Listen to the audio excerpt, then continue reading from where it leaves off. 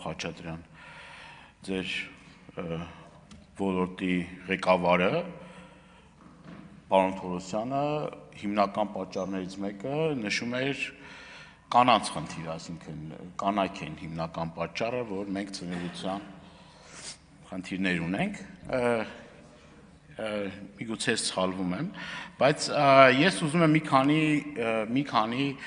ուրեմն խնդիրների վրա ուշադրություն դարձնենք մենք,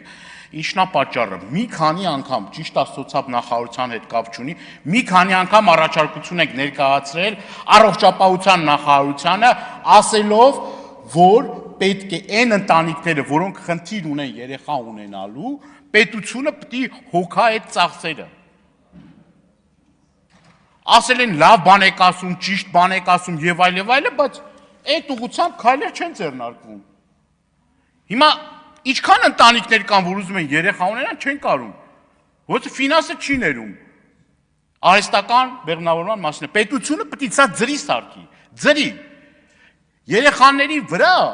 ծնելիության վրա մենք առհասարակ պետք է փող չխնայենք։ Փող չպետք է խնայենք դրա վրա։ Եթե հիմա նայում ենք մեր երկրի եւ հարևան Վրաստանի օրինակ, շատ եմ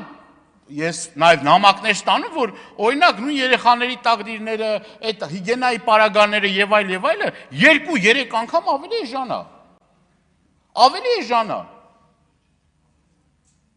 Հիմա մենք պետք է ամեն ինչ անենք, որ այս թանկացումների պարագայում մարդը կարողանա շահագրգռված լինի, որ կարողանա վերջը այդ կարիքները հոգա։ Մենք այդ առումով ես չգիտեմ, էլի պետք է նաև օրենսդրական փոփոխություններ անենք, որ կարողանանք գոնե թե այդ առաջին անհրաժեշտության, այդ հիգիենայի պարագաները եւ այլն, որը էլ շատ կարեւոր է։ Կարողանանք այդ գների նվազեցման հետ կապված ուրեմն հարց